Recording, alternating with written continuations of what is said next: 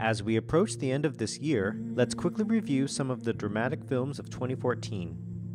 Rosewater is a serious political drama with a dash of humor. While the film successfully criticizes the unlawfulness of oppressive regimes, its execution feels underdeveloped. As we follow the wrongful imprisonment of journalist Maziar Bahari, the film only scratches the surface in its depiction and fails to dig deeper, such that the brutal interrogation of our lead character comes across more like an absurd inconvenience rather than a tortured incarceration. Its comical tone often feels inappropriate as we try to relate to a character being detained in Iran. The Ghost in the Whale is the story of a man whose bipolar disorder causes him to question his involvement in his wife's death. The lead, played by Maurice Benard, swings from fits of extreme rage to paralyzed sorrow. Ostracized by a town accusing him of murder, he finds retrospection in his imaginary conversations with a gray whale, voiced by Jonathan Pryce. Anthony Gaudioso is remarkably creepy as the antagonist, while the other characters are confusingly helpless and somewhat annoying.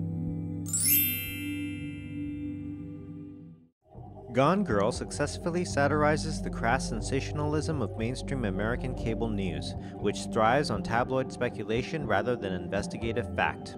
Rosamund Pike gives a stunning performance as Amy Dunn, whose character turns out to be more than what we are led to believe. My only two criticisms are: 1. There are a few superfluous scenes that make the film feel like it's a half hour too long, and 2.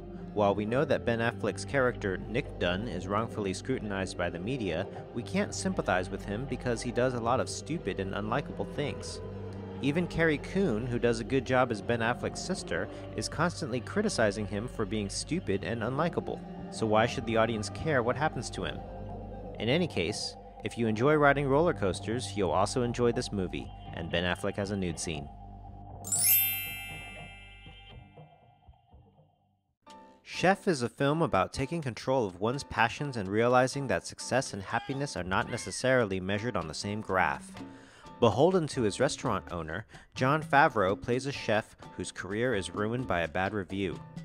To renew his confidence in cooking, Favreau repairs an old food truck and travels the country to cook without the restraints of an unimaginative employer nor the pressures of pretentious industry peers. With an all-star cast and fun motion graphics, this movie will make you hungry.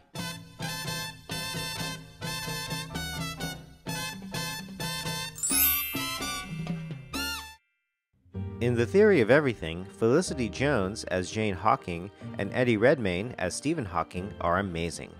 While the film is being marketed as a Stephen Hawking biopic, it's just as much about his wife Jane, as they both struggle with raising a family while living with debilitating disease. We experience the disease from both Stephen's and Jane's points of view. We relate to Jane's struggle, and we are grateful for how her perseverance indirectly contributed to humanity's greater understanding of the universe. My only criticism is that if we are to believe that Jane's support for Stephen is motivated by their love, the film could have spent more time showing us how they fell in love. Instead, it comes off more like strong mutual politeness and respect, but once she commits to his aid, she is all in.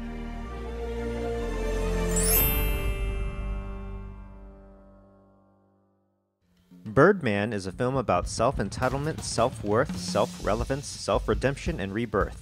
The cinematography is an artistic and technological achievement that must be seen, so much that I can't wait for the video release so I can rewatch and study it without sound. The soundtrack and dialogue give each scene a jazz fluidity, and its rhythm is intentionally and appropriately broken whenever a character changes mental or emotional state.